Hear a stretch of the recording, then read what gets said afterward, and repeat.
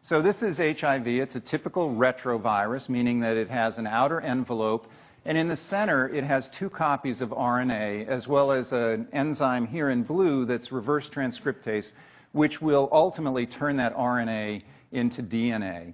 The virus itself, with this outer envelope protein, actually directly infects T helper cells. The way that it does this is that as it comes up to the cell surface, it uses receptors that are on T helper cells and exclusive to T helper cells, which are CD4 molecule, which really defines T helper cells. It's a surface receptor that binds to the envelope protein.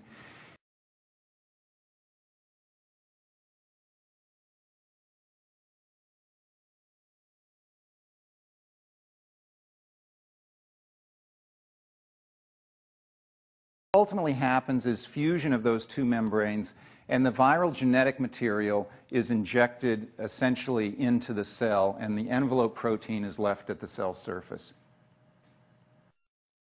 The virus has a matrix and a capsid protein, shown here in green and red, that essentially are digested when it enters into the cell. That releases viral enzymes and the viral RNA. And here we have reverse transcriptase, which takes the viral RNA and, using host nucleotides, converts that viral RNA into a single strand of DNA.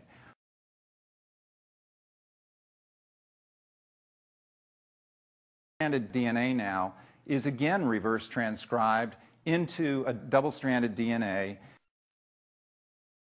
At that point, another enzyme that has come in with the virus in the beginning, called integrase, essentially grabs hold of that double-stranded DNA and carries it through a nuclear pore into the nucleus of the cell.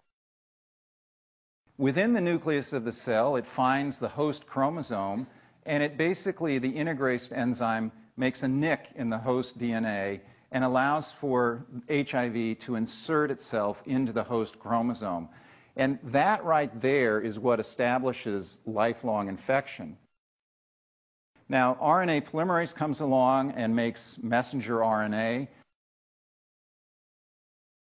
Those messenger RNAs encode for different viral proteins. They end up associating with ribosomes at the surface of the rough endoplasmic reticulum. And here's a piece of mRNA that's making envelope protein, which is directly produced into the endoplasmic reticulum.